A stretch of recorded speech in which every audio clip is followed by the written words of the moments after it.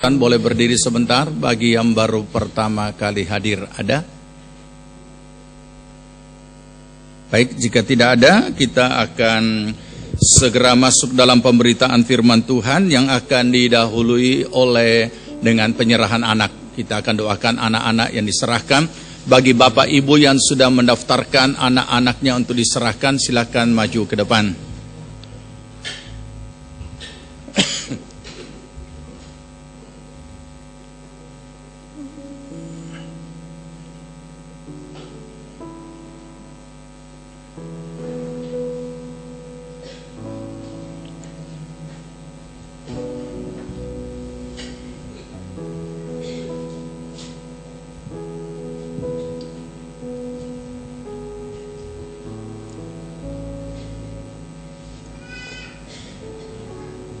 Ya, silakan duduk.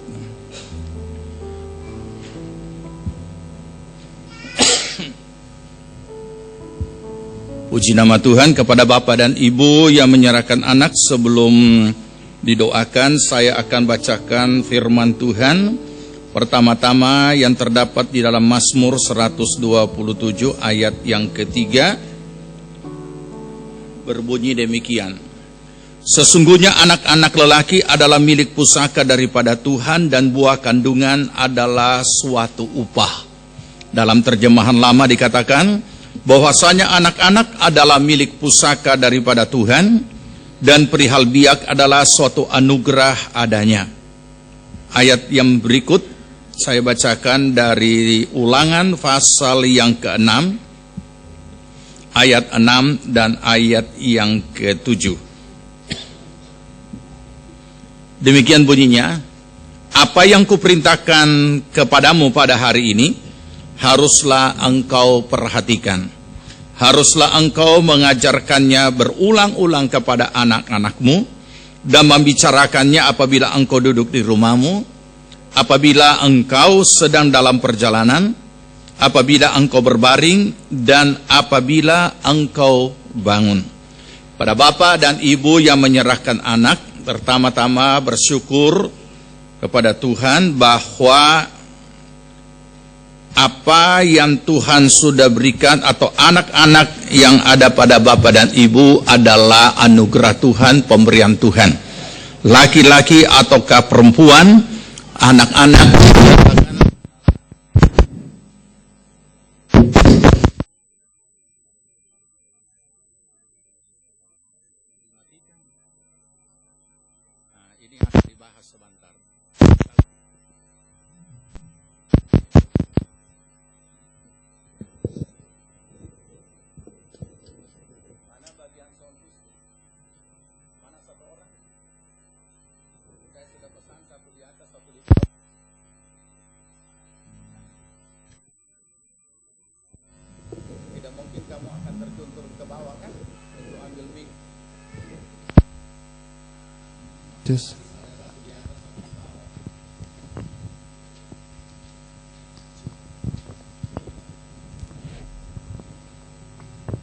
Oke, baik ya, kita lanjut. Ini dimatikan atau yang mana yang bunyi tadi, tolong nanti dicari.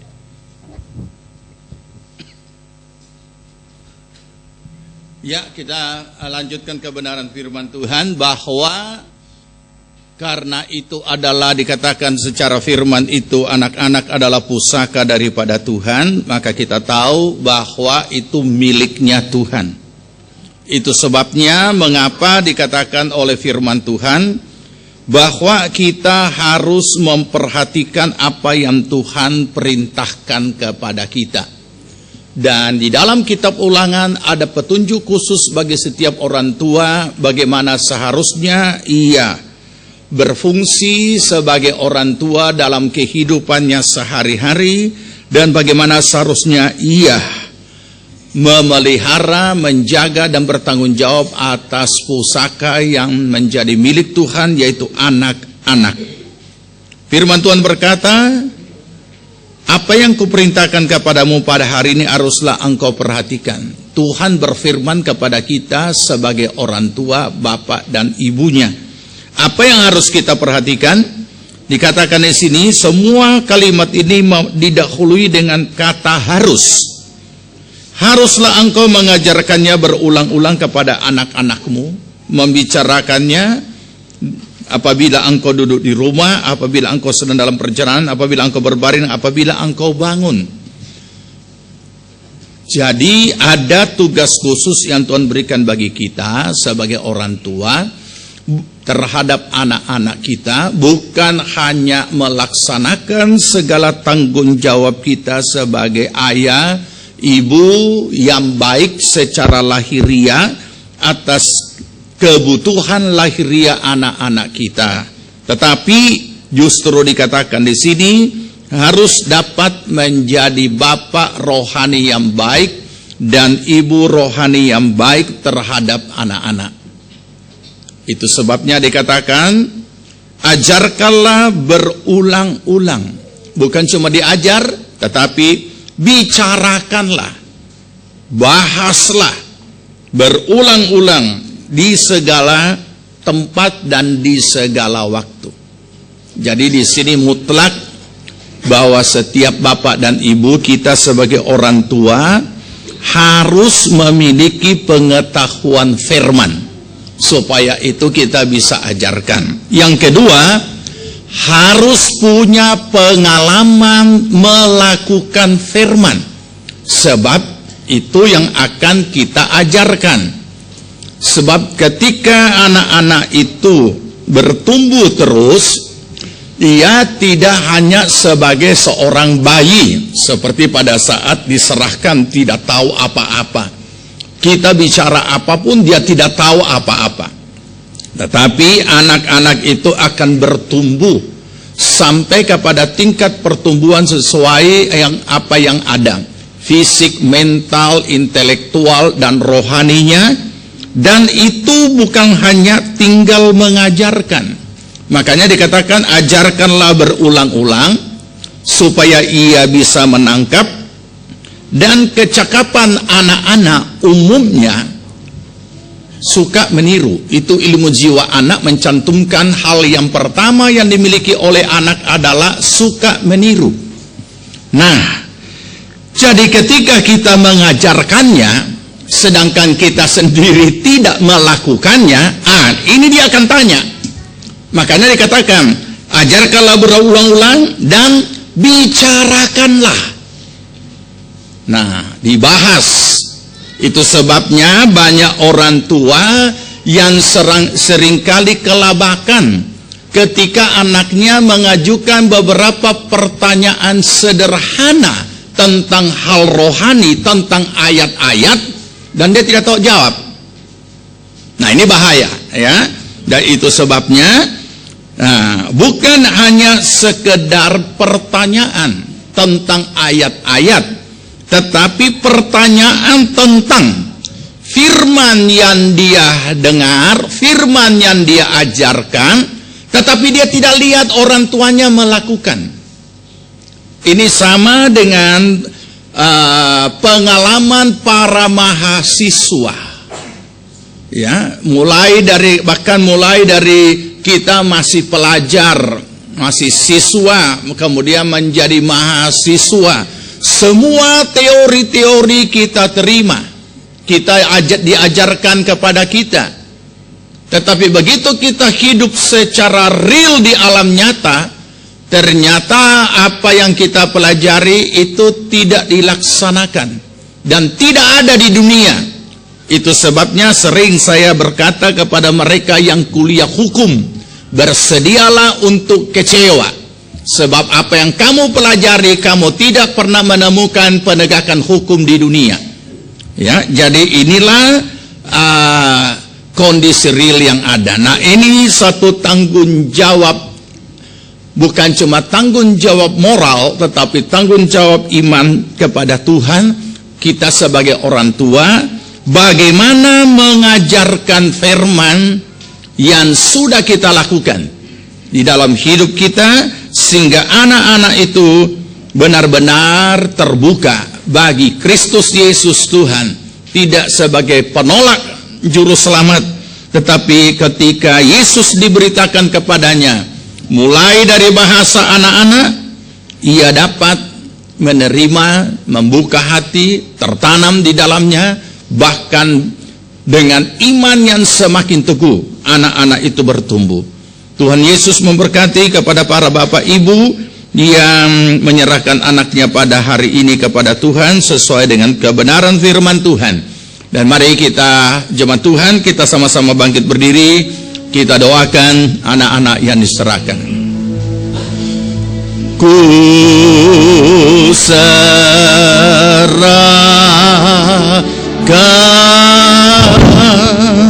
ku serahkan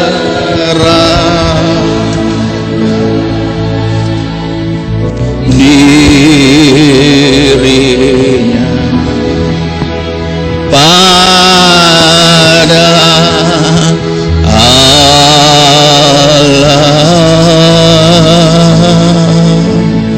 Ku serahkan,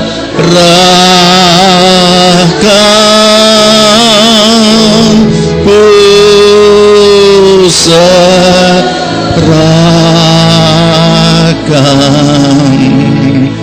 dirinya pada Allah. Mari kita berdoa. Di dalam nama Bapa, Putra dan Roh Kudus, yaitu di dalam nama Tuhan Yesus Kristus, hamba-Mu serahkan anak ini ke dalam tangan Tuhan. Di dalam nama Bapa, Putra dan Roh Kudus, yaitu di dalam nama Tuhan Yesus Kristus, hamba-Mu serahkan anak ini ke dalam tangan Tuhan. Di dalam nama Bapa, Putra dan Roh Kudus, yaitu di dalam nama Tuhan Yesus Kristus, hamba-Mu serahkan anak ini di dalam tangan Tuhan. Di dalam nama Bapa, Putra dan Roh Kudus, yaitu di dalam nama Tuhan Yesus Kristus, hamba-Mu serahkan anak ini ke dalam tangan Tuhan. Mulai hari ini Tuhan, biar rancangan Allah dipertetapkan atas anak ini, pertolongan, perlindungan, pembelaan-Mu Tuhan, daripada segala kuasa si jahat iblis apapun bentuknya, dari manapun datangnya. Kami serahkan akan pertumbuhan fisik, mental, rohani, serta intelektual anak ini. Biarlah semuanya bertumbuh bagi hormat kemuliaan nama Tuhan. Kiranya jauhkan dari segala sakit penyakit, jauhkan dari segala perkara yang bukan datangnya daripada-Mu, dan kiranya Tuhan pertolongan Tuhan turun atas anak ini. Segala kuasa si jahat iblis apapun bentuknya yang mengganggu kehidupan anak ini dalam pertumbuhannya, bahkan sepanjang umur hidupnya, di dalam nama Tuhan Yesus kami ikat, patahkan, hancurkan semuanya, dan tolak halaukan daripada kehidupan anak ini. Perlindungan-Mu siang dan malam Tuhan. Tutup bungkus dalam kuasa darah-Mu, pagar dengan tembok-tembok api-Mu, dan pasukan malaikat pun senantiasa mengawali akan mereka. Tuhan memberkati para orang tua, ayah dan ibu.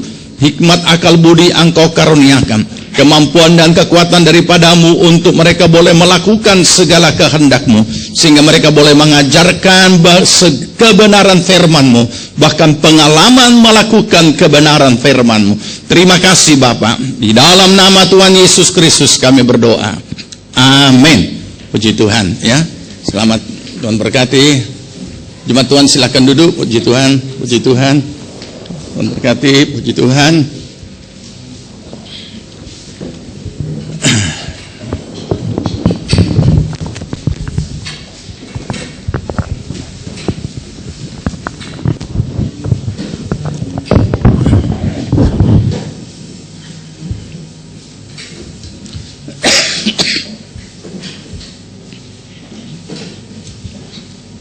Baik saudaraku yang dikasihi Tuhan, mari kita bersama-sama membuka Alkitab kita masing-masing.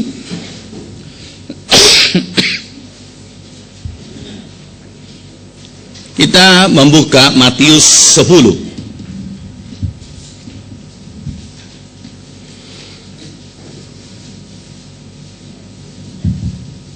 Matius pasal yang ke-10 ayat 16. Jika saudara sudah temukan, mari kita sambut firman Tuhan, kita akan baca bersama. Matius pasal yang ke-10 ayat yang ke-16. Ya, kita baca. Lihat, Aku mengutus kamu seperti domba ke tengah-tengah serigala. Sebab itu hendaklah kamu cerdik seperti ular dan tulus seperti merpati. Pembacaan kita yang kedua di dalam Efesus pasal yang kelima. Efesus pasal yang kelima ayat 15 sampai ayat 17. Ya, kita baca. Karena itu perhatikanlah dengan saksama bagaimana kamu hidup. Janganlah seperti orang bebal, tetapi seperti orang arif. Dan pergunakanlah waktu yang ada, karena hari-hari ini adalah jahat. Sebab itu janganlah kamu bodoh, tetapi usahakanlah supaya kamu mengerti kehendak Tuhan. Dan janganlah kamu mabuk oleh anggur, karena anggur menimbulkan hawa nafsu, tetapi hendaklah kamu penuh dengan roh. Puji Tuhan. Silahkan duduk, saudara. Pada ayat yang sama kita akan belajar firman Tuhan pagi ini, faktor-faktor penghambat.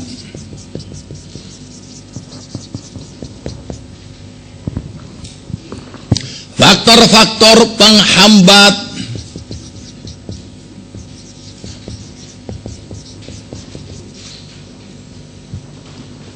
faktor-faktor penghambat kecerdikan.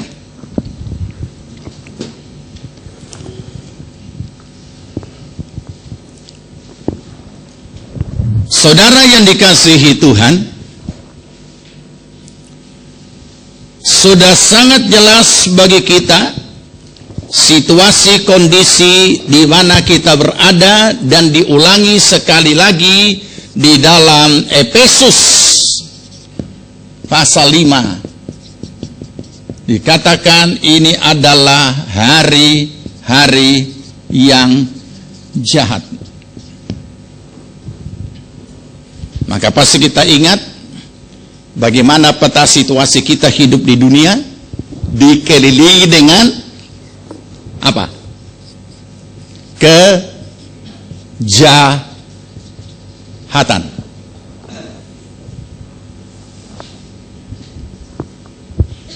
Sementara situasi kondisi atau peta situasi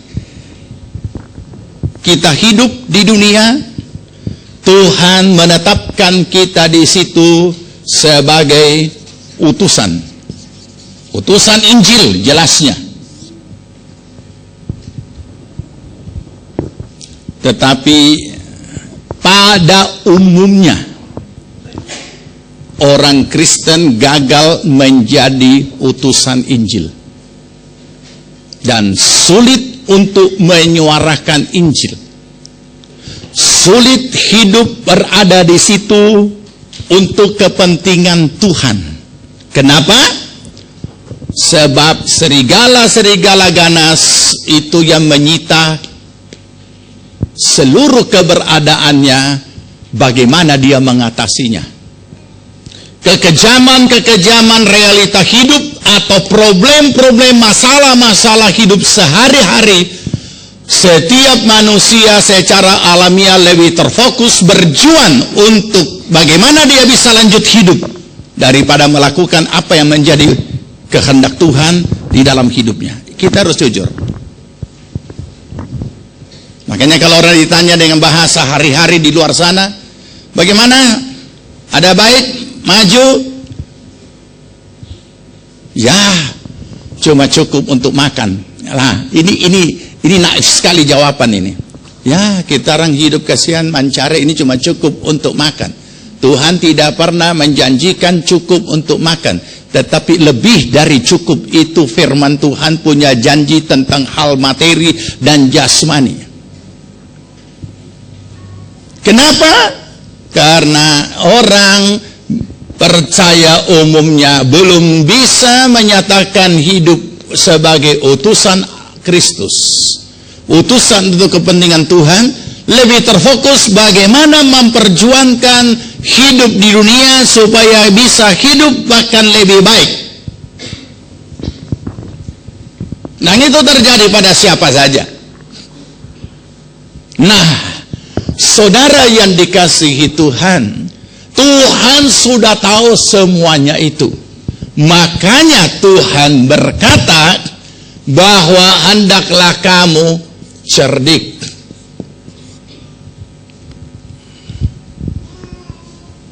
Bahkan dipertegas, bukan cuma cerdik seperti ular, cerdik seperti ular.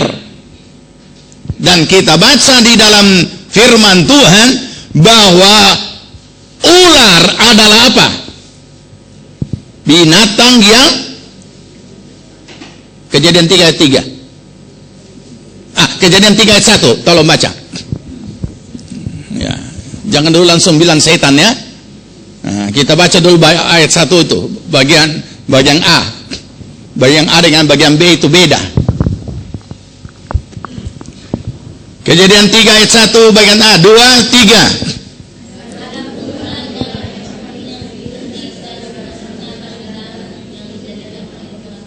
Adapun ular adalah binatang yang bukan cuma lebih, apa itu situ?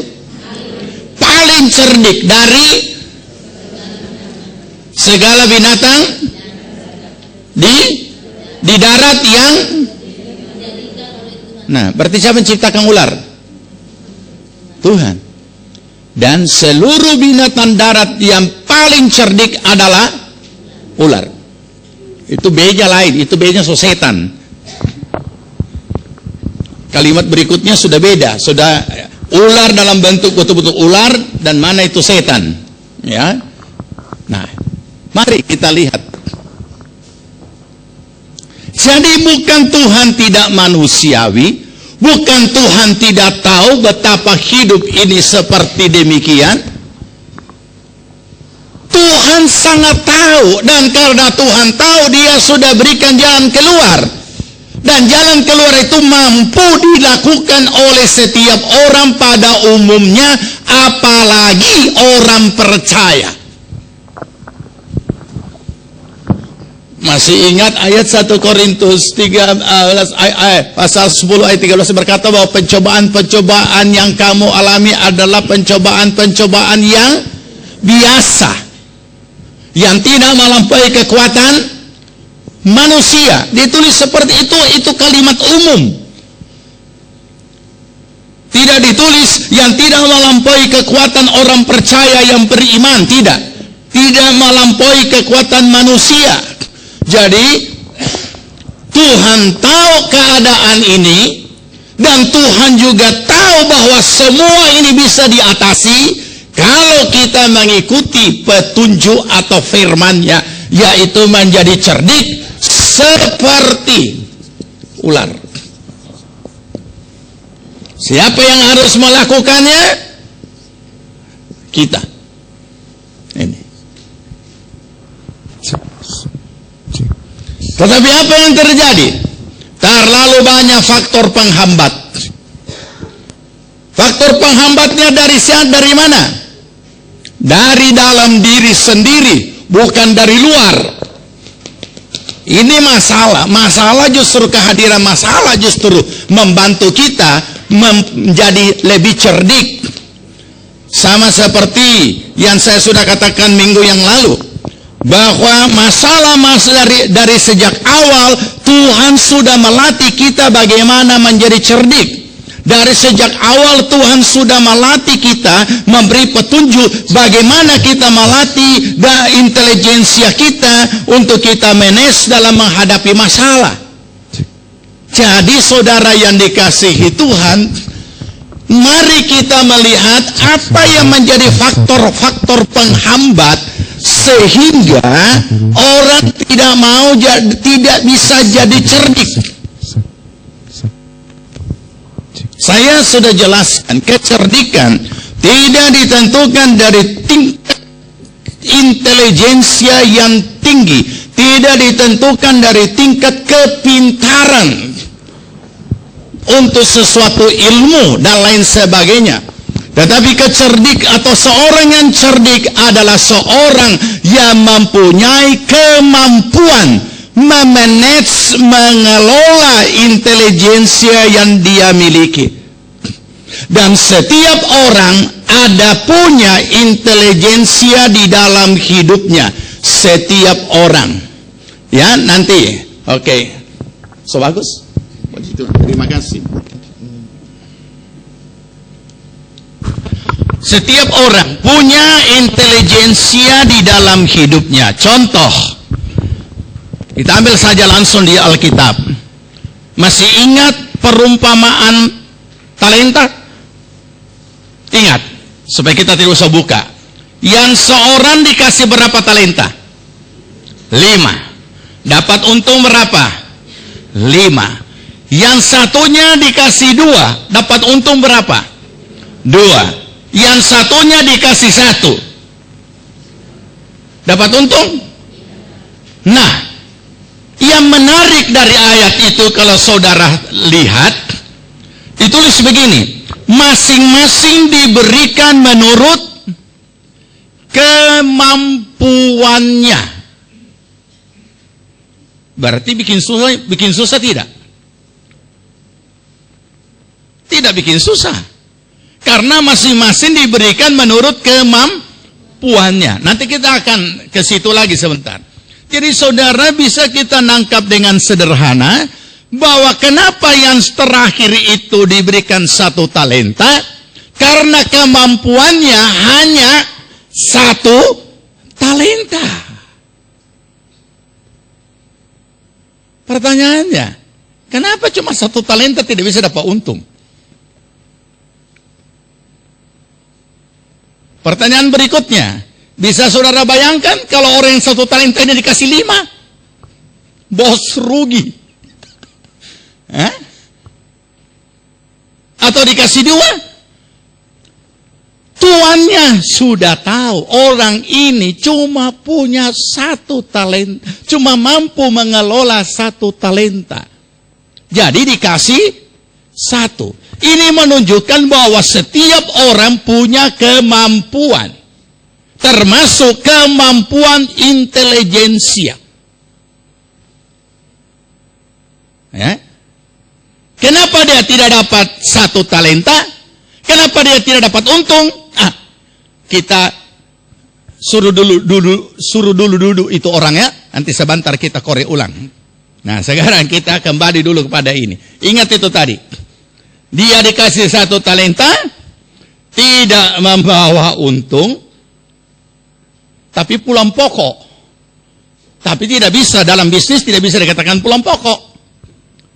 Karena tidak dikelola. Itu namanya rugi. Sudah makan sekian waktu, tidak membawa hasil. Ya, baik. Mari kita akan melihat di sini. Pertama, faktor penghambat pertama. Luar biasa kalau kita belajar kebenaran firman Tuhan, tidak hanya sekedar perintah-perintah rohani, tetapi membuka segala sesuatu tentang pergumulan hidup. Pertama yang menjadi faktor penghambat adalah tidak mau belajar nilai-nilai kehidupan. Ini faktor pertama. Tidak mau belajar tentang nilai-nilai kehidupan. Saudara tahu? Adalah alamiah terjadi bahwa setiap orang yang menjalani hidupnya itu diperhadapkan dengan realita hidup apapun bentuknya, dimanapun dia berada dan kapanpun itu hadir. Itu pertama. Dia tidak mau belajar. Apakah nilai-nilai kehidupan itu? Nilai-nilai kehidupan ialah setiap realita apapun bentuknya yang hadir di setiap aspek hidup kita itu mempunyai nilai.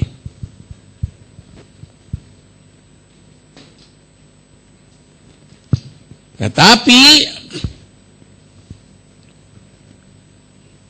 ketika masalah-masalah realita hidup ini hadir di setiap aspek hidup kita, di setiap tangkap itu, di setiap aspek hidup kita, kalau kita tidak bisa menangkap nilai-nilai yang ada di dalamnya, dan tidak mau belajar menangkap apa nilai-nilai yang ada di dalamnya, kita tidak akan pernah cerdik. Jadi jangan anggap remeh setiap apapun yang kita hadapi di setiap aspek hidup kita. Karena ada nilai-nilai kehidupan di dalamnya.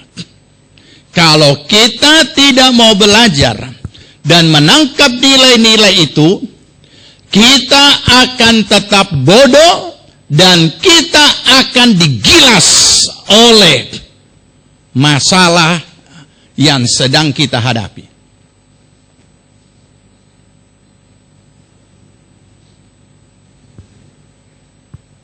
Tetapi sayang, banyak orang tidak bisa belajar oleh karena mereka pertama-tama merasa lebih tertekan, sudah tertekan dengan masalah, sehingga tidak dapat belajar dari masalah yang ada, dia muncul di setiap aspek hidupnya.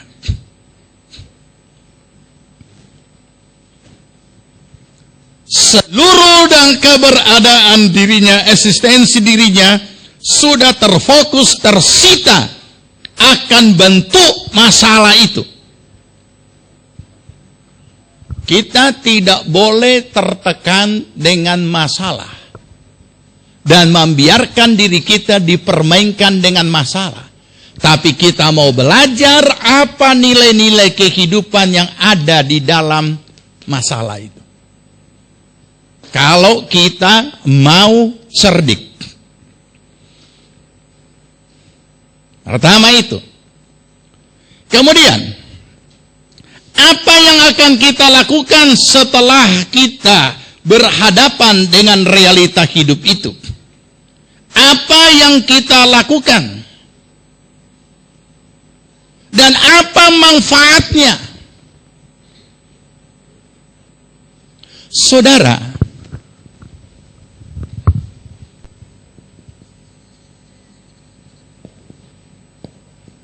apa manfaat itu? Manfaatnya adalah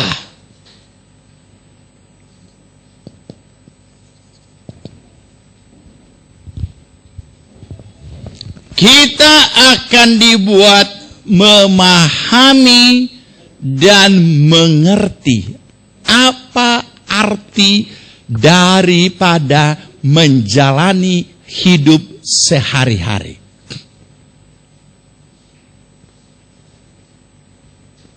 Ini manfaat belajar dari nilai-nilai kehidupan. Sehingga hal-hal buruk tidak perlu terulang kembali. Hal-hal yang seharusnya tidak perlu menimpa kita terjadi, tidak perlu itu terjadi. Karena kita sudah belajar. Raja Daud berkata, 1 kali aku jatuh, tidak 2 kali aku terantuk. Mari kita renungkan. Tapi apa yang terjadi, saudara? Apa yang terjadi? Hanya kita yang bisa menjawab dengan merenungkan perjalanan hidup kita yang sudah kita jalani. Bahkan tidak usah jauh-jauh, sepanjang 2013 yang akan berakhir ini. Mari kita renungkan kehidupan kita dari berbagai aspek. Mari kita renungkan rumah tangga kita. Mari kita renungkan bisnis, usaha, pekerjaan, karir, studi, dan segala sesuatu tentang hidup kita. Apakah ada hal-hal yang seharusnya tidak perlu terjadi tapi itu menimpa kita? Hanya karena kebodohan dan tidak mau cerdik? Ataukah ada hal yang sama terulang kembali oleh karena kita tidak mau belajar tentang nilai-nilai hidup itu? Nilai-nilai hidup itu ada di dalam realita yang hadir di setiap aspek, tergantung aspek mana dia masuk dalam hidup kita. Tetapi kalau kita tetap tidak mau belajar, firman Tuhan sudah mengatakan hari ini adalah hari-hari yang jahat.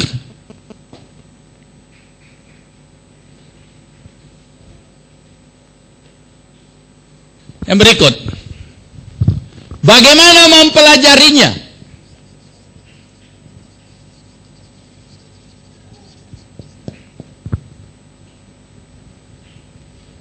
Baca Efesus 5 tadi, ayat 15. Bagaimana mempelajarinya? Kita baca Efesus 5:15.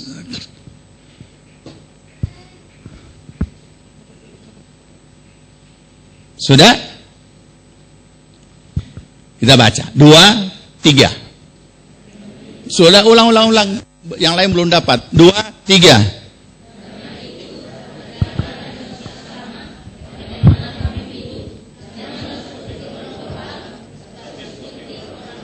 Ya, perhatikan dengan seksama.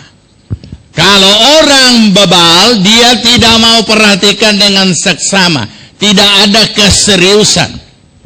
Nah, ini nanti kita akan temukan lagi sebentar kalau kita belajar lebih lanjut.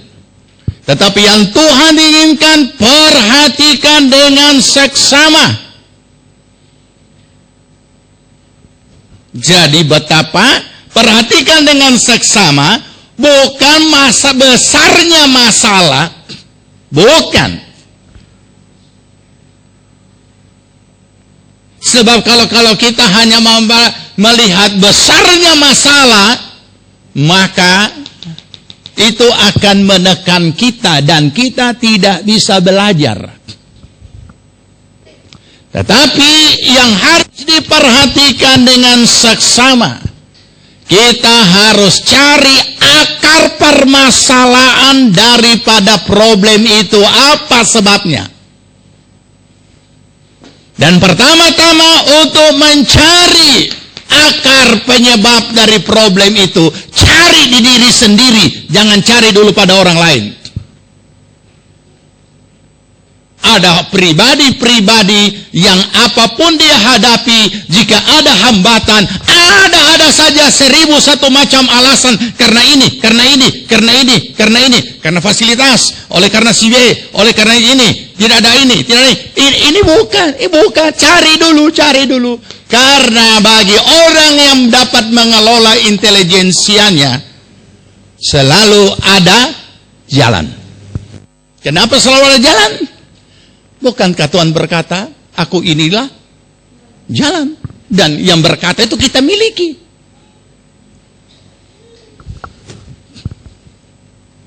Cari dulu pada diri kita, apa penyebab? Jangan cari pada orang lain, sekalipun dengan nyata, bahwa itu si A, si B, atau faktor ini, faktor itu yang menjadi penyebab. Tetapi itu tergantung respon kita yang menghadapi sesungguhnya bagaimana. Jadi penyebab utama, cari pada diri sendiri. Dan ketika kita cari pada diri sendiri, maka temukan itu. Kalau kita sudah temukan, kitalah dulu yang pertama-tama harus bertobat untuk memperbaikinya dan akar permasalahan penyebab itu dicabut dalam diri kita. Mari kita renungkan.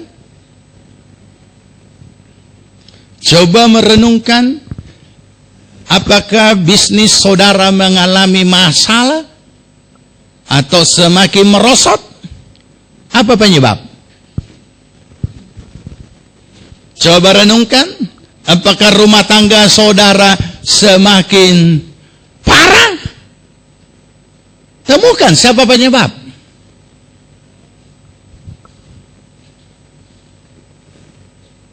Dan yang menjadi kesulitan adalah ketika kita temukan penyebab dan penyebab itu akar masalah ada pada kita, itu lebih susah daripada ketemu pada orang lain.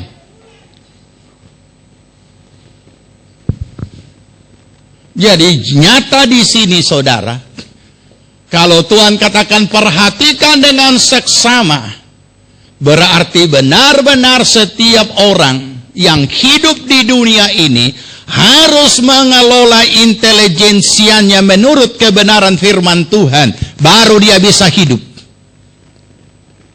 Kalau tidak, dikatakan oleh firman Tuhan, hari ini adalah hari-hari yang jahat.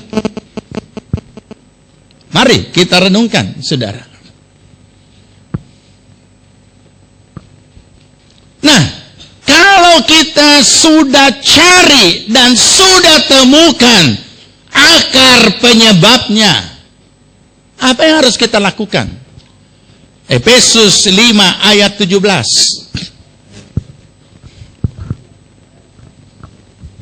Efesus 5 ayat 17.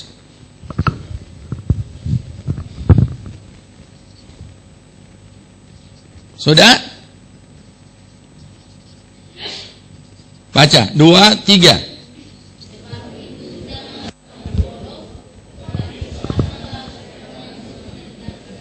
Iya. Saudara tahu kata usaha? Usahakanlah, itu pergumulan. Usahakanlah, itu bukan turun dari langit. Turun dari langit tiba-tiba ada, bukan. Itu pergumulan. Dan apa yang diusahakan ini? Bukan berusaha secara fisik. Kalau kita berusaha secara fisik, dengan tubuh yang sehat, yang kuat, bisa bekerja, selesai jawabannya. Tapi apa yang saudara baca tadi di situ? Coba baca sekali lagi. 2, cari dulu. Efesus 5, cari. Sudah? Ayat 17. 2, 3.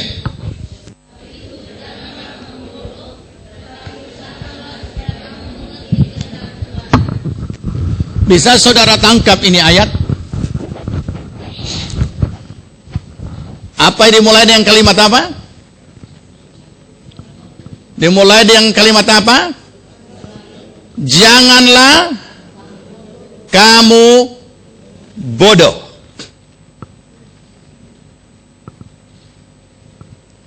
Kenapa Tuhan berfirman demikian? Apakah manusia semua bodoh? Tidak. Tetapi Tuhan memahami bahwa semua kemampuan manusia mengelola intelijensianya hanya sebatas hukum logika. Dan itu terbatas. Lebih dari itu tidak ada. Jadi sekalipun bagaimana rupa dia mengelolanya, ada batasnya. Dan hanya sampai di itu sebabnya ada banyak orang yang bunuh diri karena menghadapi masalah. Satu-satunya jalan keluar yang dapat menjawab setiap dan semua masalah adalah kehendak Allah. Makanya cara orang percaya mengelola intelijensianya berbeda dengan berbeda dengan manusia pada umumnya atau dengan orang-orang yang tidak percaya. Orang-orang yang tidak memiliki Kristus atau manusia pada umumnya mengelola intelijensianya sebatas hukum logika. Perhatikan dan tangkap baik-baik. Anak-anak Tuhan mengelola intelijensianya melebihi kemampuan logika karena dia mengelolanya berdasarkan firman Tuhan. Jadi seharusnya anak-anak terang lebih cerdik dari anak-anak dunia. Inilah yang Tuhan inginkan. Karena kenyataannya Yesus sendiri menemukan anak-anak terang, anak-anak dunia lebih cerdik terhadap sesamanya daripada anak-anak terang. Makanya anak-anak terang selalu kena tipu sama anak-anak dunia. Kenapa? Cuma tulus, tapi bukan, terlalu terhormat, bodoh. Alkitab saja bilang bodoh, kok kita bilang tidak cerdik, terlalu terhormat, bodoh. Asalkan jangan kita pakai untuk memaki. Maki itu laki, maki itu bini, memang anak bodoh. Wah, dia langsung tak simpan satu bibit akar pahit. Ya, itu sebabnya mengapa Tuhan menghendaki kita cerdik. Jangan kamu bodoh. Artinya, kita sebagai orang-orang percaya tidak boleh hanya mengelola intelijensia kita sebatas hukum logika. Tidak bisa. Tetapi yang disayangkan, sebatas hukum logika saja tidak, apalagi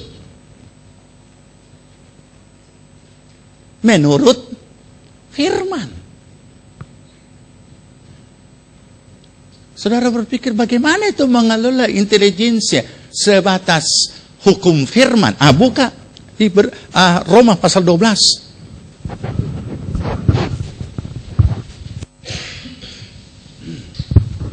Roma 12.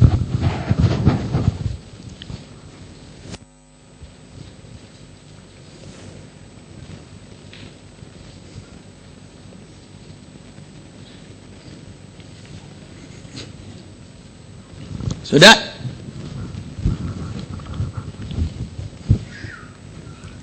Roma 12 ayat 3. Baca. Berdasarkan kasih karunia yang dianugerahkan kepadaku, aku berkata kepada setiap orang di antara kamu, janganlah kamu memikirkan hal-hal yang lebih tinggi daripada yang patut kamu pikirkan. Sampai sini dulu. Ya, supaya saudara bisa mengerti tahap demi tahap. Janganlah kamu memikirkan hal-hal yang lebih tinggi daripada yang patut kamu pikirkan. Kenapa?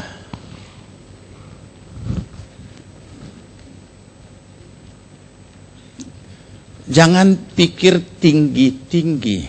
Kalau saya mau sederhanakan bahasa sehari-hari, tahu diri. Lebih jelek lagi, bakaca. Makanya ada pepatah SD dulu berkata, seperti punggu merindukan bulan. Apa artinya itu? Cepat-cepat menjawab bulan, kita belum selesai. Terus kita tanya apa artinya? Walaupun mantan atau founder daripada negara kita berkata, gantungkanlah cita-citamu setinggi langit. Itu kalimat motivasi. Jadi masing-masing dengan konteksnya, supaya orang itu punya visi. Kalau bahasa sekarang, punya mimpi. Kenapa Rasul Paulus mengingatkan jemaat di Roma, janganlah kamu memikirkan hal-hal yang lebih tinggi daripada yang patut kamu pikirkan. Firman Tuhan mengingatkan supaya setiap kita menyadari bahwa hukum logika itu sangat terbatas dan seluruh yang ada di dalam dunia ini diikat dengan hukum logika. Sederhana. Coba renungkan, kita buktikan dalam hidup kita sehari-hari. Coba renungkan ketika kita masih roda 2 dan ingin punya roda 4. Tapi bukan gerobak, roda 4 berarti mobil. Apa yang dilakukan? Pingin boleh kepingin. Boleh punya keinginan. Tetapi Alkitab, kalau kita bahasakan lagi sehari-hari dari ayat ini, berpikir yang waras. Gaji 500.000 satu bulan, bagaimana mau beli mobil? Gaji 5 juta satu bulan saja belum tentu dapat. Walaupun 20% ataupun 10 juta, mobil boleh diambil. Memang boleh. Boleh, mau pulang. Tapi tidak lama dia datang jemput. Kenapa? Ya kan? Jadi berarti, kenapa orang bisa beli tunai satu kendaraan? Ini contoh, yang konkret saja lebih gampang. Kenapa dia bisa masuk di dealer dan dia bagaya di situ dan langsung beli tunai? Karena dia punya uang lebih banyak dari harga mobil. Kenapa orang juga bisa masuk ke satu dealer dan kemudian membeli kendaraan dengan kredit? Karena dia juga sudah perhitungkan bahwa tiap bulan sekian, potong gaji sekian, dan ini sekian, dan ini sekian, masih baku tutup. Istilah hari-hari, maka pulanglah dia. Ya, nah, jadi berarti hukum logika. Tidak ada kegiatan apapun di dunia ini, hidup di dunia di luar hukum logika. Semua diikat dengan hukum logika. Jadi Paulus mengingatkan, jangan berpikir melampaui terlalu tinggi-tinggi. Melampaui apa yang harus kamu pikirkan. Karena itu bikin sakit kepala. Ya kan? Jadi segala-galanya juga sudah dipikirkan, dianalisa menurut hukum logika. Ini nasihat Paulus melalui firman Tuhan. Sekarang Bagaimana ini orang percaya ini dilatih berpikir menurut hukum firman? Karena hukum logika sangat terbatas dan tidak semua bisa dapat jawaban. Maka kita baca ayat berikutnya. Sesudah koma tadi. Ya, janganlah kamu memikirkan hal-hal yang lebih tinggi daripada yang patut kamu pikirkan. Jadi masih semuanya hukum logika itu adalah hal yang patut. Artinya pantas, patut. Ya, memang harus begitu. Nah, maka kepada orang percaya yang memiliki hukum firman, Paulus berkata begini. Ya, tetapi, sama-sama, lanjut. Tetapi, hendaklah kamu berpikir begitu rupa, sehingga kamu menguasai diri menurut ukuran iman yang dikaruniakan Allah kepada kamu masing-masing. Saudara bisa tahu? Tapi hendaklah kamu berpikir begitu rupa sehingga kamu menguasai diri. Apa maksudnya? Karena kadang-kala kita tidak bisa bedakan mana kebutuhan, mana keinginan. Dan keinginan ini, aduh, kalau baca Alkitab, ini hati ini penipu adanya. 1001 dia punya keinginan. Nah, bayangkan kalau kita layani 1001 DP keinginan ini, luar biasa. Padahal ada kebutuhan. Untuk keinginan kita kuasai diri. Ya, untuk keinginan. Nah, apa yang patut dipikirkan? Kebutuhan. Itu. Jadi jangan bikin susah diri dulu dengan keinginan. Perjuangkan dulu nih kebutuhan. Menurut hal yang umum. Nah, dikatakan begini.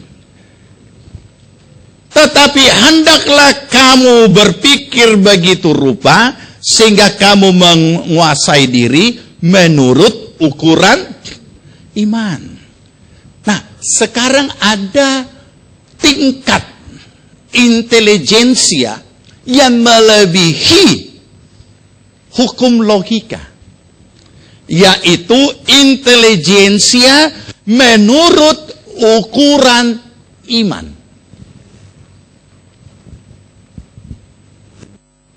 Nah, ini yang perlu saya jelaskan. Intelijensia menurut ukuran iman sering diistilahkan rohani, tapi sayang tidak dijelaskan oleh para yang memperkenalkan maupun mengistilahkan. Sering diistilahkan mengimani. Mengimani. Tetapi apakah itu mengimani? Apa jatuh dari langit? Kita berpikir, kita bicara tentang intelijensia menurut ukuran iman. Intelijensia menurut firman Tuhan. Itu tak terbatas.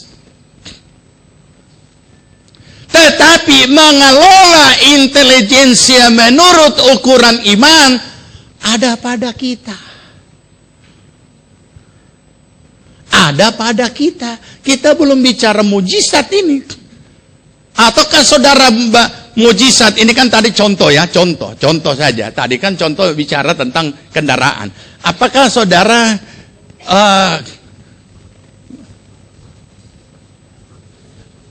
tiba-tiba berdoa, Tuhan, Engkau tahu Tuhan saya rindu melayani Engkau lebih sungguh-sungguh, tapi banyak hambatan, selalu terlambat, hujan juga jadi hambatan, panas matahari juga jadi hambatan. Tuhan berikanlah saya kendaraan, Tuhan entah siapa saja Engkau mau gerakkan hatinya. Amin. Kemudian saudara mengimani. Kemudian saudara mendekati seseorang, kemudian bicara dengan istilah-istilah bisi, itu namanya berkat bisi-bisi.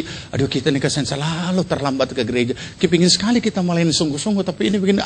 Dia coba, ini sama dengan menginformasikan supaya orang tergerak. Kalau karena orang bodoh-bodoh langsung tergerak. Kalau kita tutup hati rapat-rapat. Kenapa? Karena di alam roh kita bisa baca apa di hati dengan pikiran. Menyampaikan itu. Oh ya, oh kalau begitu sudah, beres lah, nanti kita kasih. Itu dibilang mujizat, padahal minta-minta. Nah, saudara, ini hanya contoh kehidupan hari-hari, dan memang ini kehidupan hari-hari, hari-hari jahat. Jadi kalau kita mengelola, kita punya intelijensia menurut firman, makanya tadi kan belajar, perhatikan dengan seksama, cari tahu apa akar penyebabnya. Sudah cari tahu apa akar penyebabnya, kita temukan yang itu ada pada kita, kita yang harus bereskan. Cara bagaimana kita membereskan? Apa kata Tuhan? Itulah mengelola intelijensia menurut firman. Apa kata Tuhan? Karena bagi Tuhan selalu ada jalan. Apa kata Tuhan? Apa kata Tuhan? Apa kata firman? Apa kata firman?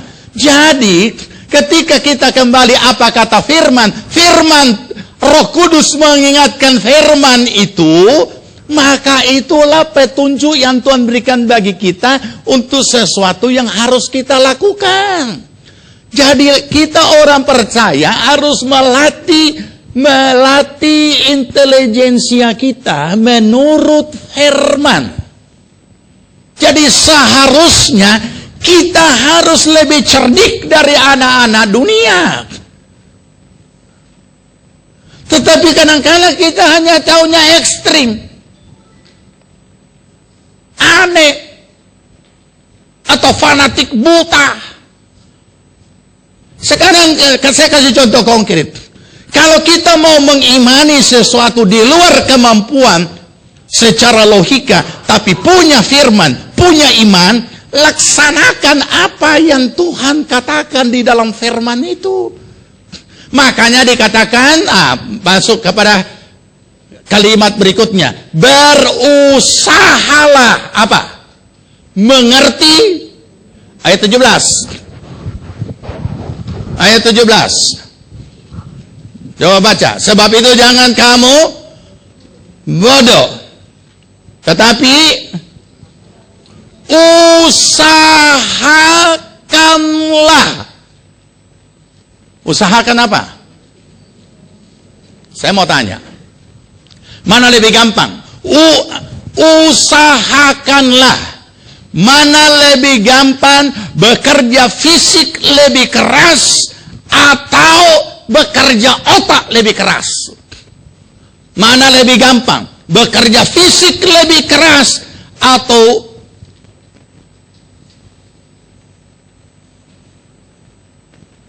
bekerja secara pikiran lebih keras? Mana lebih gampang? Fisik. Orang kalau kerja fisik lebih keras, dia lelah. Biar di atas karung, dia tidur. Entah karung kopra, karung beras, tasono, babunyi lagi, rupa Mazmur. Tapi saudara tahu, kalau ada masalah, dan ini bekerja lebih keras, pikiran bekerja lebih keras, malah tidak bisa tidur. Nah ini yang sering dientengkan ini. Saudara tangkap apa kalimat tadi? Usahakanlah mengerti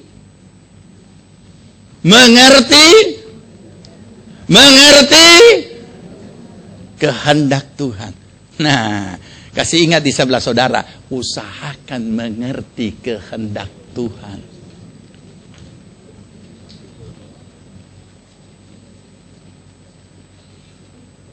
Saudara kira gampang? Makanya saya tanya tadi, mana lebih gampang? Kerja tambah ekstra lembur untuk pekerjaan fisik daripada disuruh berusaha mengerti. Saudara tahu, siapa yang pernah menghadapi mendidik anak atau mendidik orang lain, dikasih mengerti dengan segala macam contoh-contoh, dia masuk sini, keluar sini, kena coba.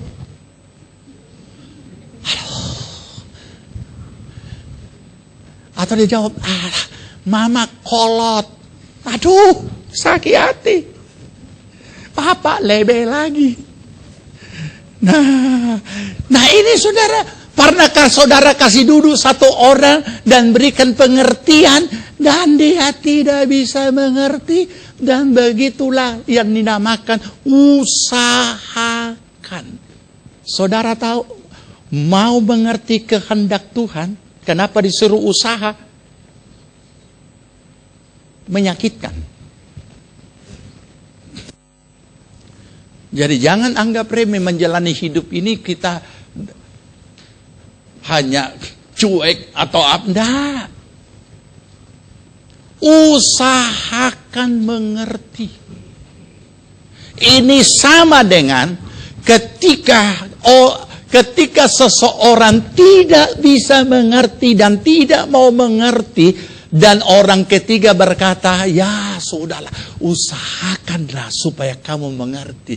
Usahakan supaya kamu mengerti. Karena dia butuh rupanya pihak ketiga. Berarti kita cuma tidak tinggal diam. Berusaha mengerti. Dan yang mau dimengerti sedangkan kehendak manusia laki bini sedangkala tidak baku tahu apa dia mau, cuma taunya maraju, tidak mau bicara dan lain sebagainya. Begitu juga suami, apalagi mau mengerti kehendak. Di mana itu Tuhan? Tuhan, Engkau di mana Tuhan? Aku mau mengerti kehendak. Ya memang tidak bisa. Jadi bagaimana cara yang paling gampang mengerti kehendak Tuhan? Usahakan. Kenapa bisa sampai kata usahakan? Karena setiap orang, setiap manusia, termasuk orang percaya, yang juga manusia, ada punya kehendak sendiri. Ada punya kehendak sendiri. Dan inilah yang kita mau. Inilah, kita memang berdoa, tapi kita di dalam doa, di dalam hati, kita so atur Tuhan. Nanti kalau Tuhan jawab, tentu dia kasih begini, A dulu, baru B, baru C, baru seterusnya. Oh bagus, puji Tuhan, amin, yes. Ternyata Tuhan tidak mau dicampuri bagaimana caranya dia melaksanakan. Nah, kalau kata usahakanlah mengerti kehendak Tuhan, ini berarti ada kerelaan kehendak sendiri disingkirkan. Dan kehendak sendiri disingkirkan itu menyakitkan. Mari kita renungkan, saudara. Makanya tidak hanya dikatakan mengertilah kehendak Tuhan, usahakanlah. Ini pergumulan berat. Pergumulan antara, mungkin kalau pergumulan ini saya ungkapkan dengan kalimat, Tuhan kenapa mesti begini? Kenapa kasih mesti begini?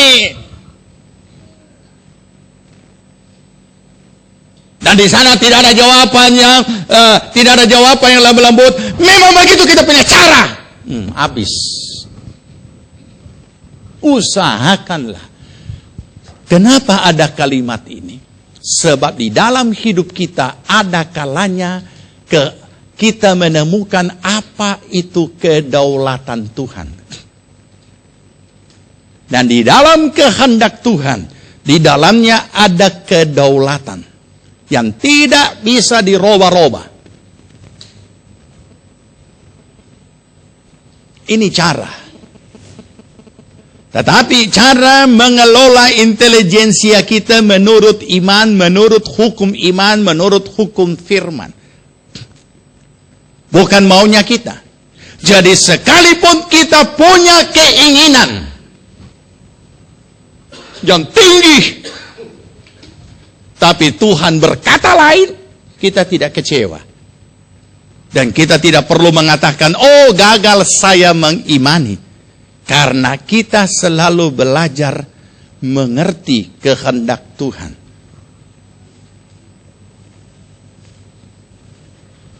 Baik, sekarang kita lanjut. Ya, jadi kita sudah tahu faktor-faktor penghalang. Yang berikut,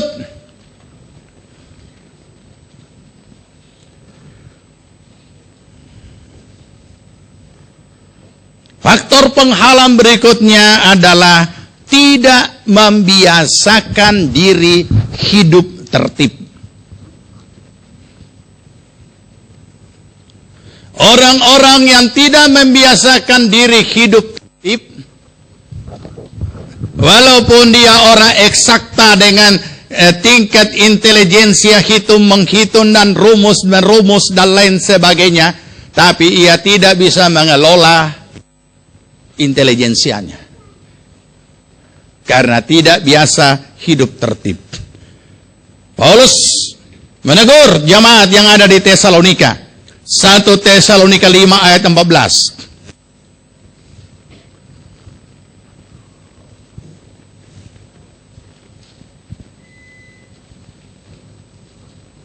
Sudah dapat?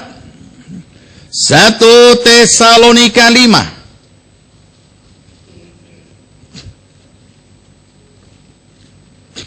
Ya, kita baca ayat 14. 2, 3. Kami juga menasihati kamu, saudara-saudara, tegurlah mereka yang hidup dengan tidak tertib. Hiburlah mereka yang tawar hati, belalah mereka yang lemah, sabarlah terhadap semua orang. Tegurlah mereka yang hidup tidak tertib. Kenapa tidak tertib? Saudara baca di dalam Efesus pasal 5 tadi.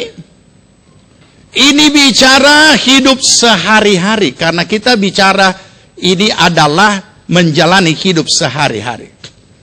Coba buka ulang Efesus pasal 5 ayat 16. Ayat 16. 2, 3.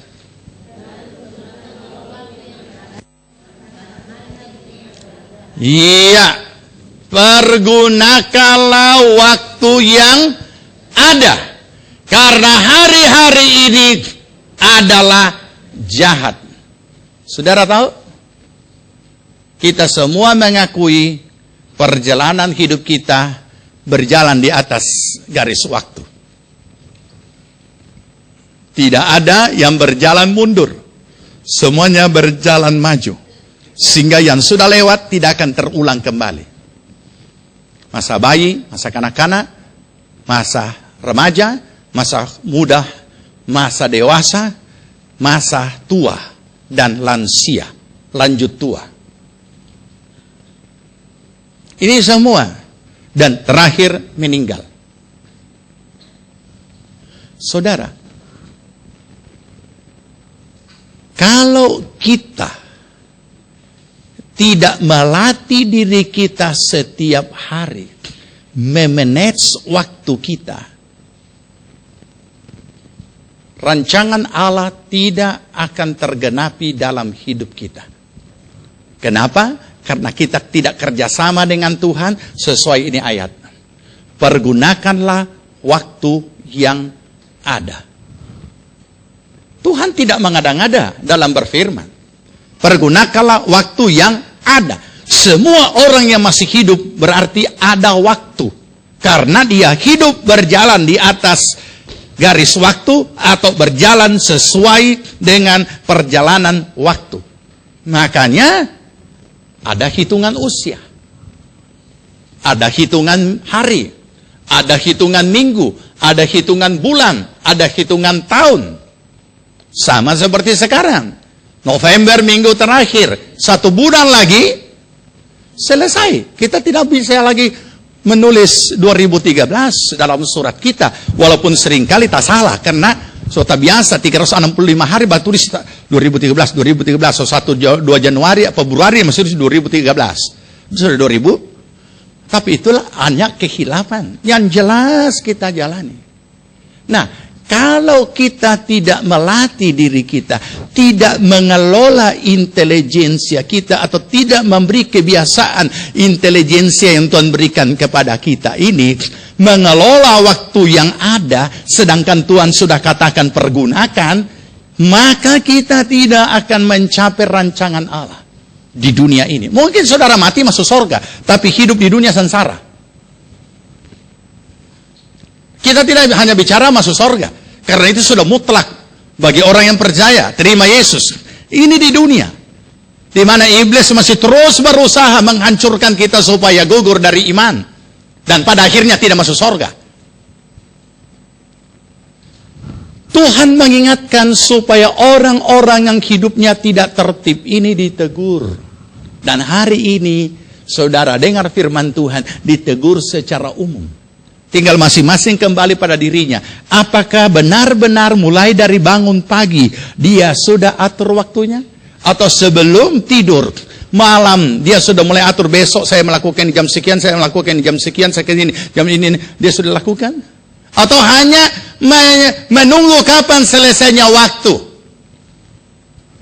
Jam sekian masuk kantor, Jam sekian pulang, ya sudah selesai. Makanya banyak orang pakaian seragam saya lihat di warung kopi. Saya berpikir, waduh, ini cilaka ini. Orang-orang digaji oleh negara kok ada di warung kopi sampai jam-jam solewat kerja. Entah pakaian dinas dari segala macam instansi dan segala macam instansi sipil maupun instansi kepolisian, segala macam ada di situ di warung kopi. Pergi lihat di sana. Salah kah minum kopi? Tidak salah. Bahkan kadang-kadang ada lagi pakaian seragam, kita sudah tahu, oh ini dari bank mana, habis di warung kopi. Nah saudara, ini orang yang tidak bisa memanage. Jadi sedangkan setiap orang bisnis berkata apa? Time is, waktu adalah uang. Saya mau tanya, tak salahkah itu? Kalau kita bicara hidup di dunia, salahkah itu? Tidak salah. Arti kalau kita mau pakai dengan bahasa yang lebih intelek, waktu adalah produktivitas yang harus ada. Nah, makanya dikatakan, apalagi teguran Paulus. Paulus sudah berkata, tegurlah mereka. Rupanya, ini orang-orang entah tahu dia tegur atau tidak, terpaksa Paulus turun tangan. 2 Tesalonika 3. 2 Tesalonika 3.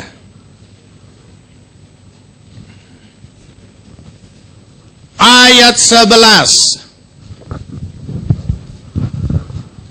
Ini Palu lagi di Anda kafe. Di mana-mana di seluruh penjuru kota ada kafe ya. So ini saya katakan, satu bikin samolen, semua usaha bisa molen. Satu bikin martabak, semua martabak. Satu kafe, semua kafe. Sampai di pinggir-pinggir jalan kafe. Dan di situ kita lihat orang, banyak. Bacarita. Nanti kalau kita so jadi bupati, aduh, bacarita. Nanti kalau kita so jadi, bacarita. So jadi anggota, dukung kita, ini bulan depan atau tahun depan. Kita tidak lupa nganason. Kalau kita so jadi bupati. Aduh, kasihan. Terakhir habis semua tidak jadi apa-apa. 2 Tesalonika 3:11, 2-3. Kami katakan ini karena kami dengar bahwa ada orang yang tidak tertib hidupnya dan tidak bekerja, melainkan sibuk dengan hal-hal yang tidak berguna. Orang-orang yang demikian kami peringati dan nasihati dalam Tuhan Yesus. Aduh, orang begini tuh, kenapa mesti pakai nama Tuhan ya? Rupanya babal betul ini. Sudah kasih ingat, dia tetap tidak mau tertib. Sehingga kami nasihati dalam nama Tuhan Yesus Kristus. Supaya apa? Supaya mereka tetap tenang melakukan pekerjaannya. Dan dengan demikian, makan makanannya sendiri.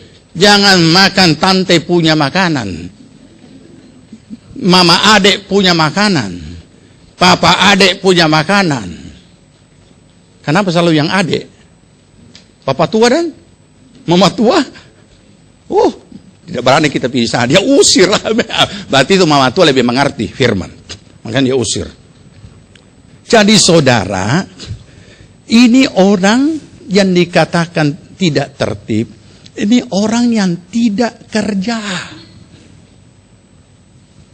Tidak bekerja. Coba saudara renungkan. Tidak kerja tapi tidak. Tidak kerja tapi tetap hidup. Ini kan? Kenapa bisa dia tidak kerja tapi tetap hidup?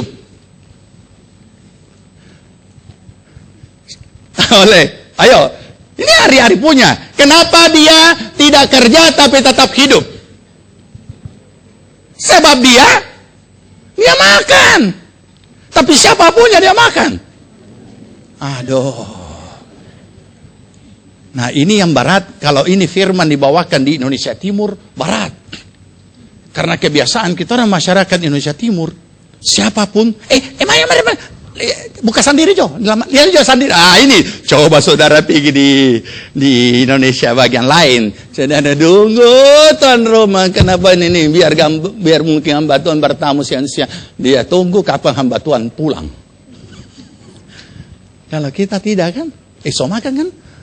Pas ditanya, belum. Ayo sudah lihat Jo apa di dalam. Masih ada tuh sisa ikan roa. Nah ini saudara, jadi orang ini kenapa bisa seperti ini?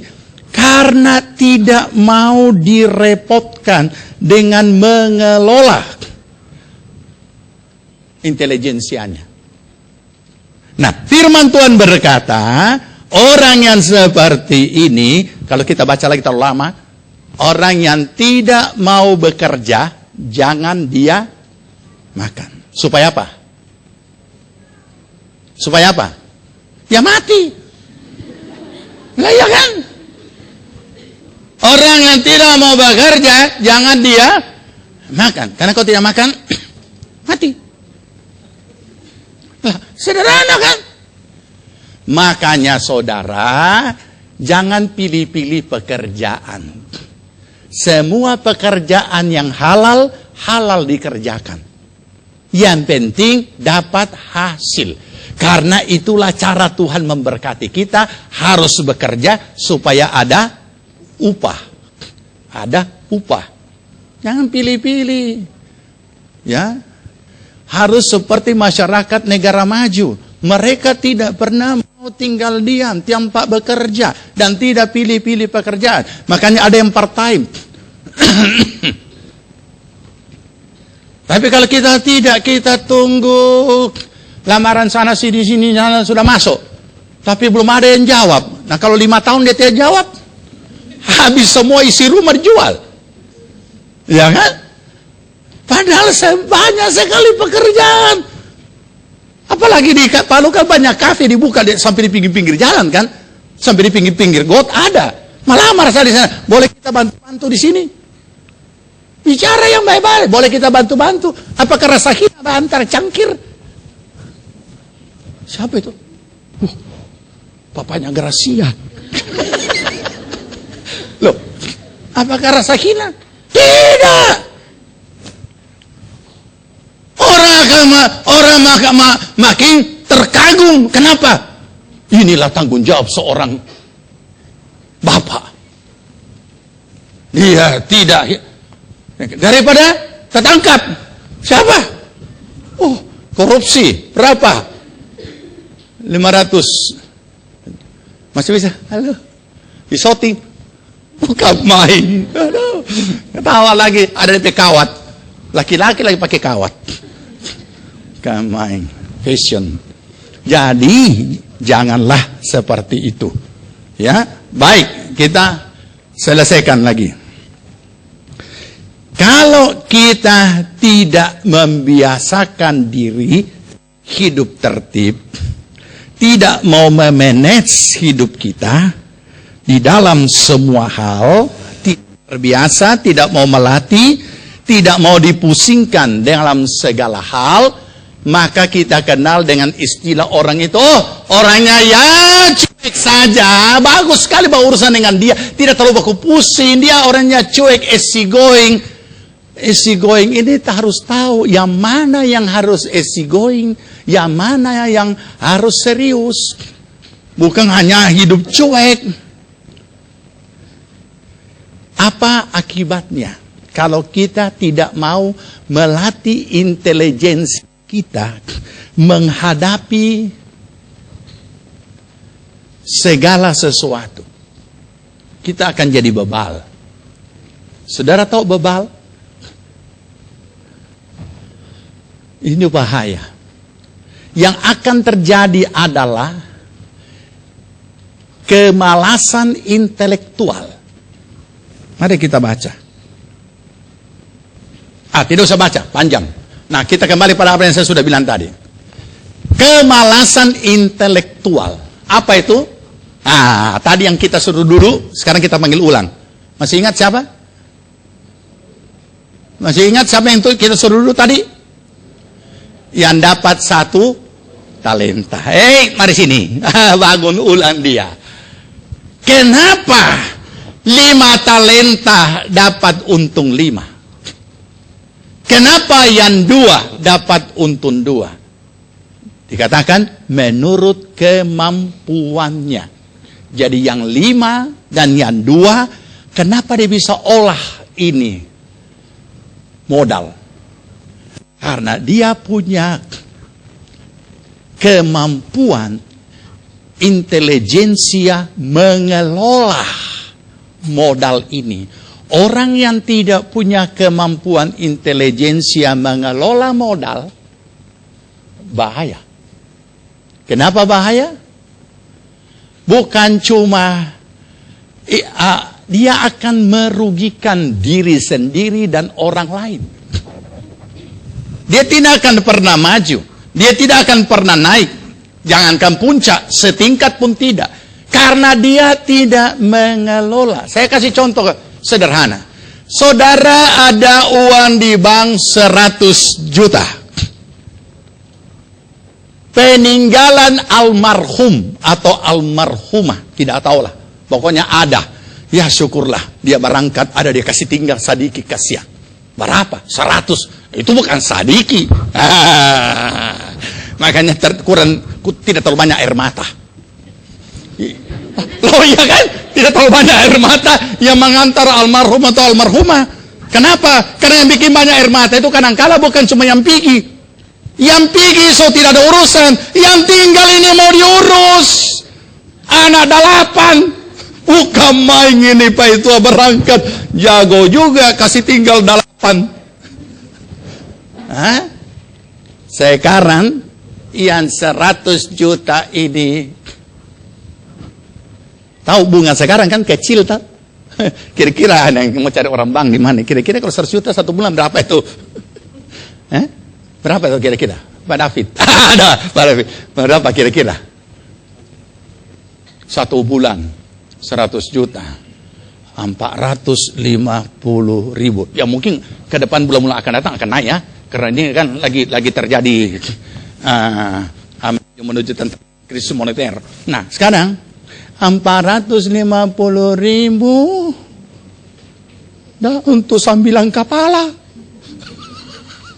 Satu kali masuk di pasar dari mall belanja tidak cukup. 5 hari kira-kira bisa, ini bukan tanya lagi bapak-bapak, sekarang tanya ibu-ibu. Kalau 450.000 Ci, 1 bulan bisa, 450.000 satu ini bisa dimakan berapa hari? 2 hari ya? 3 hari? Masa ikan galafia terus setiap hari? Galafia mahal loh. Itu saya selalu istilahkan ikan termahal di dunia. Kenapa? Beli 1 papan ditumbuk cuma begini. Cuma 1 suap, cuma Nah, jadi mau diapakan ini? Kalau orang hanya hidup makan bunga, lama-lama DP bunga habis, DP pohon diku habis. Cabut, tasisa sedikit. Nah, inilah 1 talenta. Jadi 1 talenta ini dibikin apa? Dia sembunyikan di dalam tanah. Jadi 1 talenta ini kira-kira sama dengan dia deposito kan atau dia tabung dengan bunga 0%. Dia tidak kelola. Kenapa dia tidak kelola? Apakah tidak punya kemampuan? Masing-masing diberikan menurut kemampuan. Apa yang membuat dia tidak kelola? Malas. Ini bukan kemalasan fisik, tapi kemalasan intelijensia. DP kemalasan bukan hanya ada di tubuh, tapi so masuk di DP otak. Saudara bisa bayangkan kalau seorang dia punya malas so sampai di otak, aduh. Berbahagialah istri-istri yang dapat suami yang DP kemalasan so sampai di otak. Tidak tahu apa yang mau bikin. So sampai di otak. Jadi Kalau dia punya kemalasan cuma biasa-biasa, masih ada, ini masih bekerja, memberi instruksi, tapi tubuh lemah. Tapi kalau kemalasan itu so bersaran di otak, berarti so lama-lama tidak berfungsi. Belum memang, tapi sudah tidak berfungsi. Tidak berfungsi. Tidak boleh, tidak berfungsi, ya, tidak berfungsi. Dan kalau ini tidak berfungsi, dalam waktu yang tidak terlalu lama, belum terlalu tua, dia sudah jadi pikun. Jadi khususnya laki-laki, siapapun, baik laki-laki perempuan, jangan pernah merasa tua untuk berpikir. Dan jangan mau menghindari diri dari segala macam pikiran apapun problem. Karena itu menolong kita melatih berpikir. Di ujung sana berbisik berkata begini, so syukur kita suka main catur.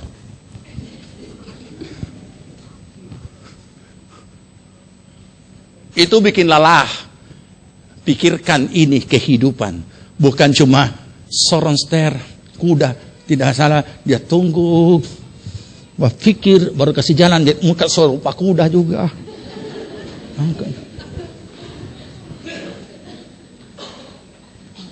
Ini Tuhan sudah berikan. Kita latih melalui firman Tuhan, kita latih apa yang harus kita lakukan supaya kita tidak kena kemalasan intelijensia. Dan apa yang Tuhan katakan? Tuhan akan membawa kita lebih cerdik dari segala sesuatu. Kita berdoa, dan saya bacakan ini ayat sebelum berdoa.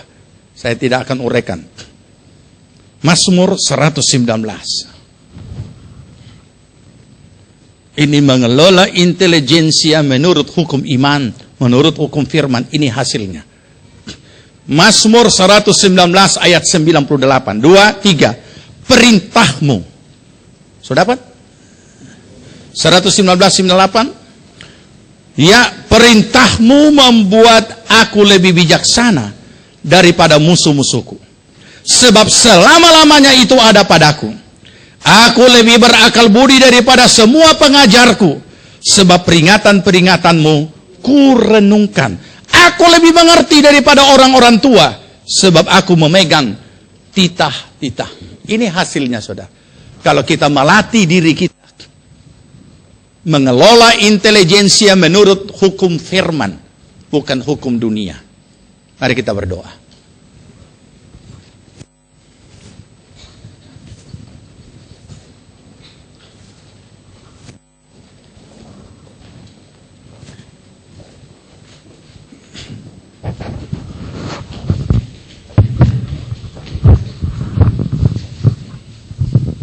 Yang terbaik yang ada pada itu yang kita nyanyikan. Kita sama-sama bangkit.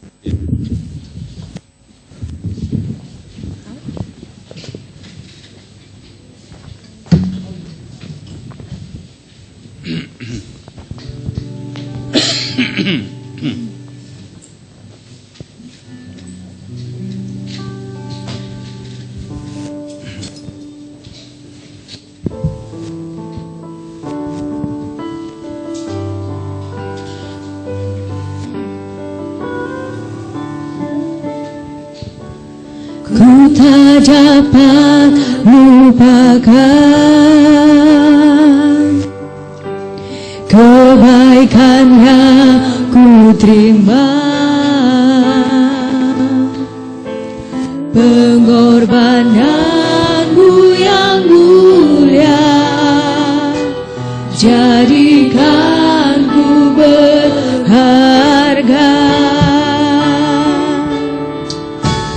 Kau tulus menerima aku apa adanya,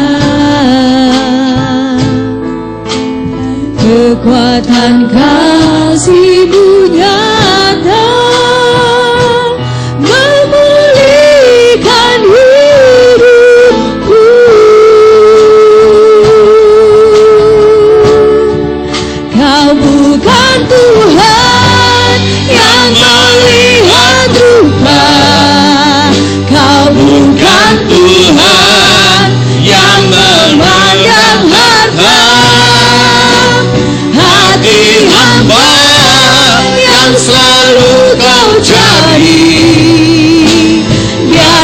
temukan di dalamku. Selama ku hidup, ku mau menyembahmu. Amin.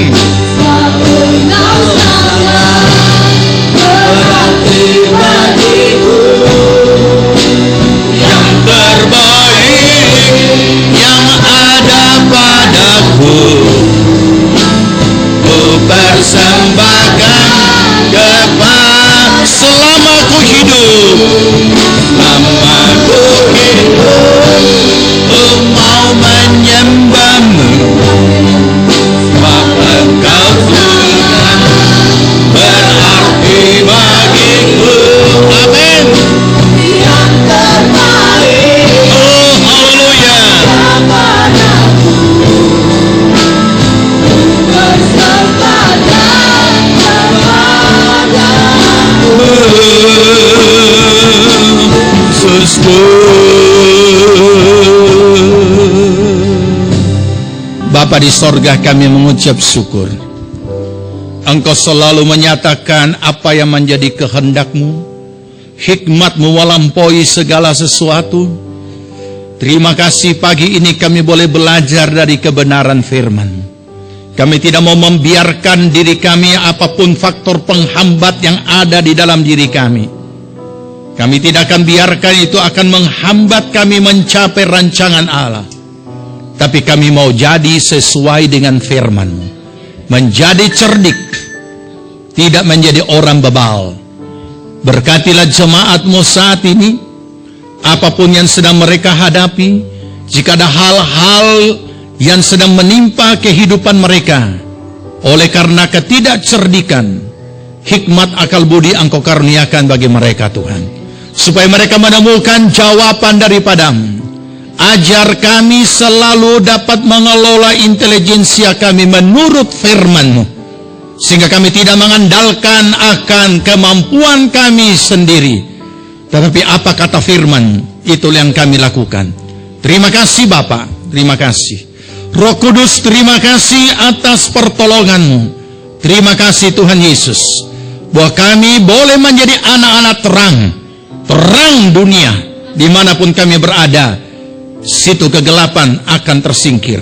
Terima kasih Tuhan. Kami mohon pembelaan-Mu bagi setiap jemaat Tuhan, daripada segala ronrongan kuasa si jahat iblis, apapun bentuknya, dari manapun datangnya. Di dalam nama Tuhan Yesus Kristus, kami ikat, patahkan, hancurkan semuanya oleh kuasa darah Tuhan Yesus Kristus. Dan bila pertolongan Tuhan turun atas setiap pribadi. Terima kasih Bapa, terima kasih. Sebelum kami akhiri ibadah kami mau menyatakan kasih kami dengan apa yang akan kami persembahkan. Sucikan hati pikiran kami Tuhan, agar apa yang kami persembahkan kami lakukan dari hati yang mengasihi Tuhan, sehingga kami diberkati Tuhan berlipat kali ganda. Dalam nama Tuhan Yesus kami berdoa, amin. Silakan duduk saudaraku, kita dengarkan warta jemaat dan membawa persembahan kita. Dan minggu ini ada persembahan khusus untuk kas misi.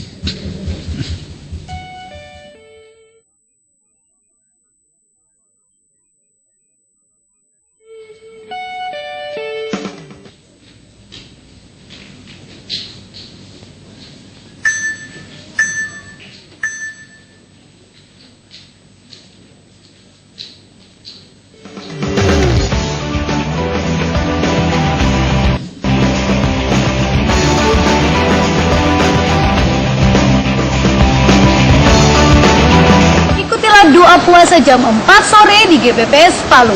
Dan pada malam harinya kepada rekan-rekan kaum muda dan remaja, mari ikutilah komsel di wilayah masing-masing jam 7 malam.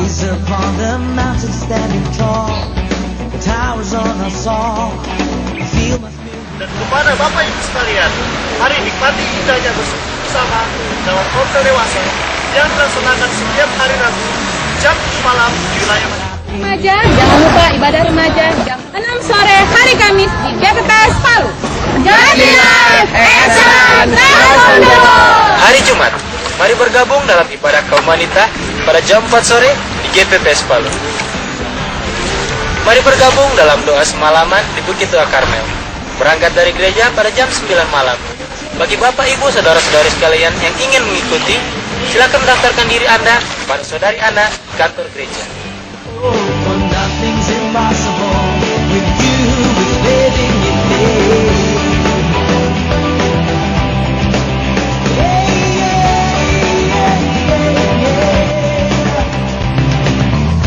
As I look around,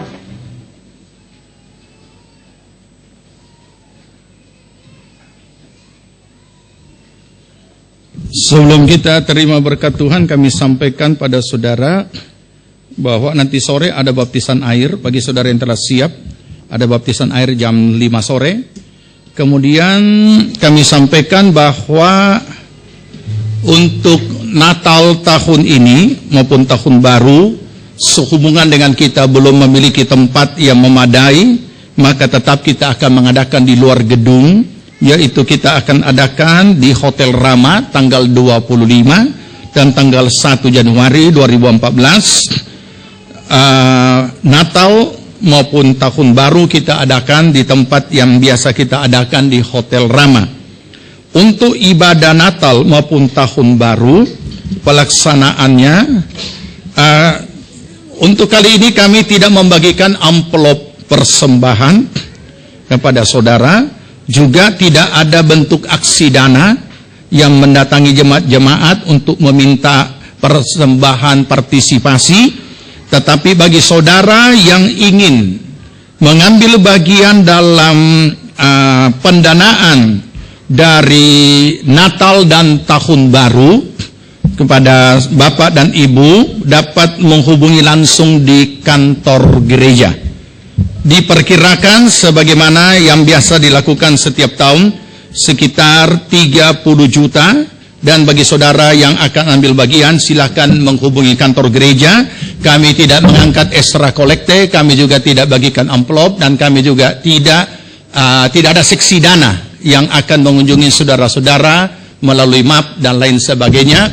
Tetapi untuk Natal umum ini saudara, seluruh panitia atau panitia kecil dari setiap seksi yang membutuhkan dana tinggal mengambil di kantor gereja, dan bagi jemaat tetap diberikan kesempatan berpartisipasi secara langsung juga di kantor gereja.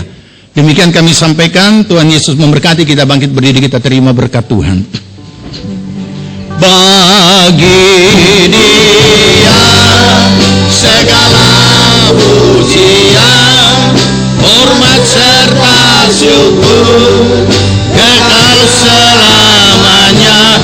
Bagi Dia segala pujian, hormat serta syukur selama-lamanya.